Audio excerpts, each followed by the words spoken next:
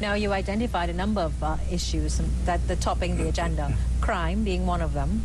Also subsidies. Subsidies is an interesting element, because if we look subsidies and soft conditions, because we're at a conference where we want to encourage behavior, and one of the rationales, or one of the ways that government does that is by by offering tax breaks, by increasing subsidies, by offering incentives. How are they going to balance the level of subsidies and encourage behavior in a certain direction? Well, you know, offering incentives is a tool whereby you stimulate the economy. And there's nothing wrong in offering incentives, because if it is properly structured and planned, what incentives do is that they get people to invest, they get people to work harder because the returns are going to be greater. And once this is properly monitored, that incentives are not used as largesse and wasted to fill someone's personal coffers, as opposed to developing the economy as a whole, then I think that's the way to go. What sort of incentives would you hope to see to ensure that more companies are fully HSSE compliant?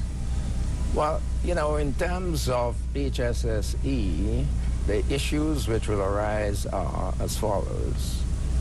Does the organization have all the necessary equipment, the state-of-the-art technology, the training of its people, so that if incentives are offered whereby it is indicated that for every extra dollar that you spend on HSE development, there would be an uplift in terms of your tax allowance. The tax allowance and the tax breaks, getting the business sector, are you hoping to see more punitive and maybe stronger legislation, stronger enforcement as it relates to HSSE? And let's also tie it into the environment, sustainable development and environmental issues. There are a number of pieces of legislation that are before the parliamentary chamber and have been floating around for quite a while now. Are you hoping to finally see the beverage container bill being fully enforced? Are you hoping to see similar bills now coming on play as we look towards the environment and what we are doing? Well, you know, the unfortunate thing in Trinidad and Tobago within recent years is that we have a lot of legislation, and the issue really is how well are these enforced. So enforcement certainly is an area that we need to come up to speed with. I would not look at punitive legislation, but I think that legislation should be more a tool for getting people to do the things that are in their best interest and in the best interest of the country as a whole. Enforcement is necessary so that if one fails to do what one is required to do by law, then there should be enforcement and there should be sanctions. Enforcement and sanctions. Looking at even the OSH authority, almost a decade on, do you think industry, commerce in Trinidad and Tobago are 100% OSH compliant? Well, I don't think we're 100%. And I really don't think any country at all would be 100%. But we get as close to excellence and perfection as is humanly possible. Oh, have we made any progress at all? We certainly have made some progress, because when I look at the AmSham's project, which is now in its 16th year, when we first started, there were many more accidents, job sites, and so on. That has been reduced considerably. The area that we have some discomfort about is accidents on the roads. Mm-hmm. Over the years, it would appear that the lack of enforcement, the lack of the presence of the law enforcement authorities, the lack of use of modern technology in detecting persons who commit infractions, All of these combine to give a lot of the motoring public the view that recklessness is a way of life in Trinidad and Tobago. I sincerely hope that as we continue this journey with HSSE excellence, and we continue to try to inculcate these values in our young people, that in the next decade, you would be talking about a much safer Trinidad and Tobago roads. And much safer. Now, this year we have Robert Kennedy Jr. here, and we also know some of the sessions include some of the sessions actually deal specifically with environmental issues. We have Professor John Agard, Eden Dion, and a number of other persons attached to this sector. Environmental issues, sustainable development. Do you think we understand that link? And let's talk about the legislative agenda for the environment.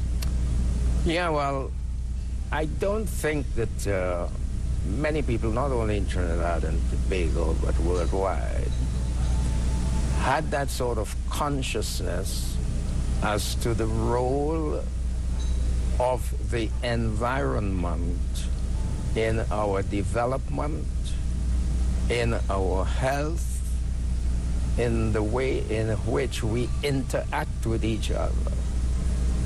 But as the years go by and as more people, and particularly prominent persons like Robert Kennedy Jr., the more they speak about the importance of the environment, the more people will become conscious of it. But if we look at enforcement and becoming more conscious, then we also have to look at the governing agencies, and let's look at the power of the EMA, the regulatory bodies. Let's look at the legislation that is in place, and even internal processes and policies in companies.